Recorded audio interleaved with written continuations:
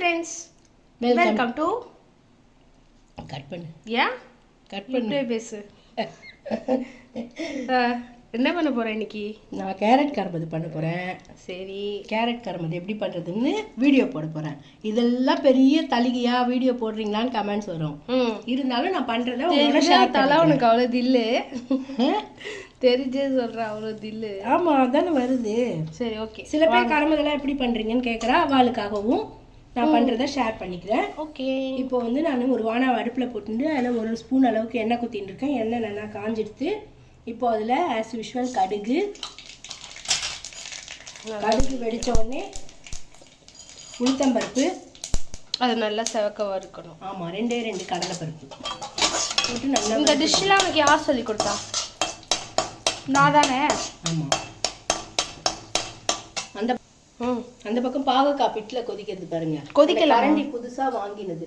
ஆமாம், 30 ரூபாய் விலைக்கு. அது சொல்லணும்ல. 30 rupees. சூப்பராக இருக்குது மாடல்ன்றதுனால வாங்கினேன். இப்போது கடலைப்பருப்பு நல்லா செவரட்டும். செவந்ததுக்கப்புறம் நம்ம கேரட் போட்டு கரமது பண்ணலாம். இப்போது இது நல்லா வெடித்ததுக்கப்புறம் ஒரு பச்சை மிளகாவை கீரி போட்டிருக்கேன். காரத்துக்கு இதுதான். இப்போது நம்ம கட் பண்ணி வச்சுருக்கிற கேரட்டை போட்டுக்கலாம். அன்னைக்கு நான் ஒரு வாட்டி கேரட் கரமது பண்ணேன் மாமியாத்தில், குஜராத்தில். எப்படி பண்ண?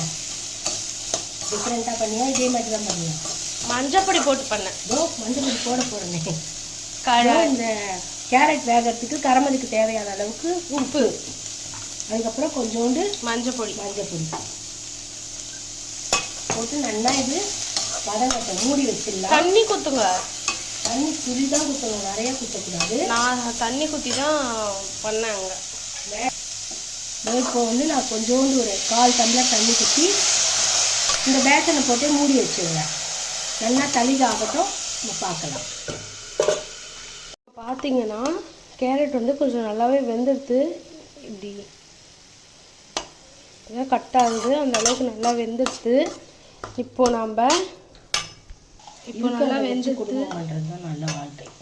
இதில் இல்லைன்னு சொன்ன பெருங்காயம் கொஞ்சம் தான் இருக்குன்னு அதுக்கு என்னென்ன பேசுகிறாங்க பாருங்க. இருக்கிறத போட்டுட்டு இருக்கிறத வச்சு பண்ணுறது தான். இருக்கிறத வச்சு குடும்பம் பண்ணுறது தான். இல்லைன்னா இப்போ ஆஃப் பண்ணிட்டு போய் கடையில் வாங்கிட்டு வர முடியுமா என்ன?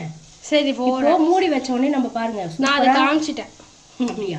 எஸ், நல்லா தளிகாய்த்து. இப்போ நம்ம ஒரு அரை மூடி தேங்காய் திருக்கி வச்சுருக்கோம், அதை சேர்த்துடலாம்.